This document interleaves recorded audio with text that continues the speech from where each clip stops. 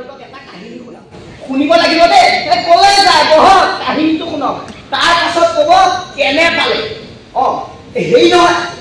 মোৰ ৰৈ থকা এই ঠাইখন দেখিছে এই ঠাইখন বোলে আগতে বৰ মনোৰম ঠাই আছিল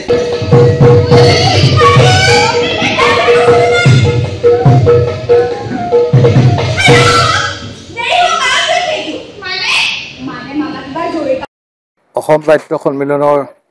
নগাঁও জিলাৰ তৰফৰ পৰা মই সকলোকে ধন্যবাদ জ্ঞাপন কৰিছোঁ অসম সাহিত্য সন্মিলনৰ বাৰ্ষিক অনুষ্ঠানৰ প্ৰতি সংগতি ৰাখি আজি শিশুনাট সমাৰোহ যি 7 আৰু 8 তাৰিখে আমি অনুষ্ঠিত কৰিছোঁ তাৰ বাবে আপোনালোক সকলোৱে আহি পেলাই ইয়াত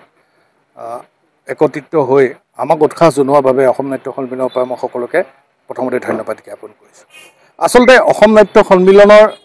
যিটো প্ৰচেষ্টা শিশুসকলক আত্মিক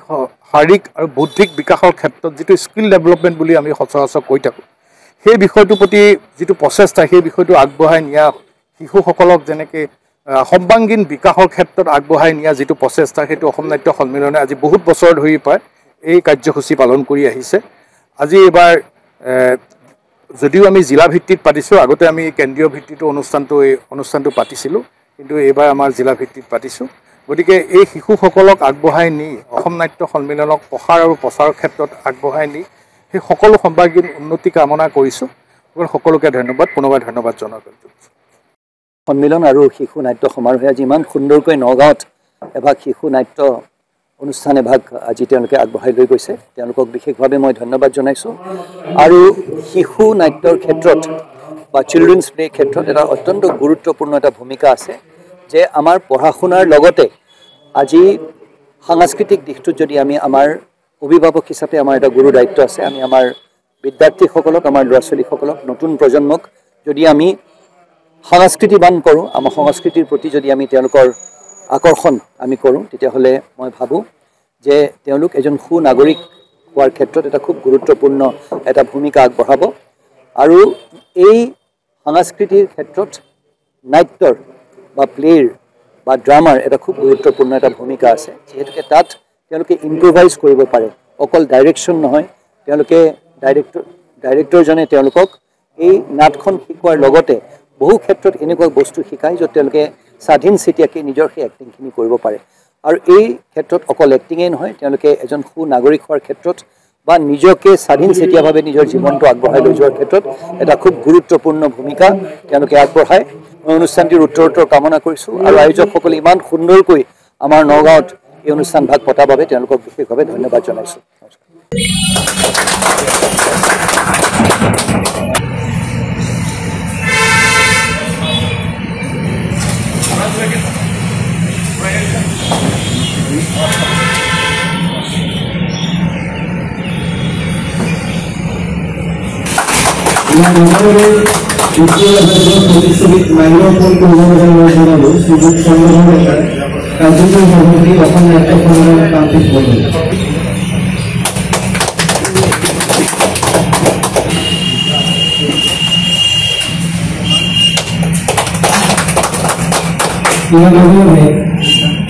আমি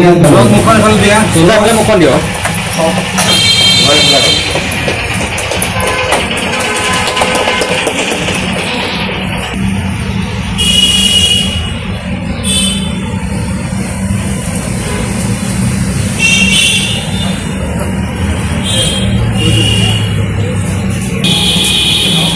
আপনার বিহার যখন বহুত রাজ্যের প্রতিশ্রুতি স্থাপিত হল এই কার্যসূচি সুভাষকুমার কয়েকিয়া তখন সাধারণ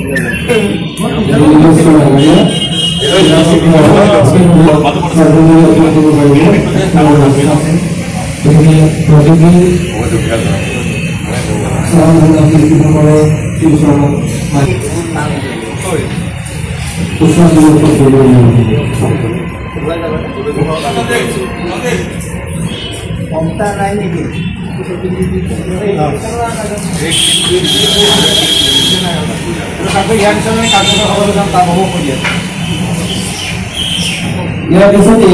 পুৱা 11 বজাৰ পৰা অসম নাট্য সন্মিলন নৱনিৰ্বাচিত কাৰ্যনিৰ্বাহক কৰ্মসূচী হ'ব। জিলা প্ৰতিনিধিৰ বিজয় পত্ৰ গতিকে সকলো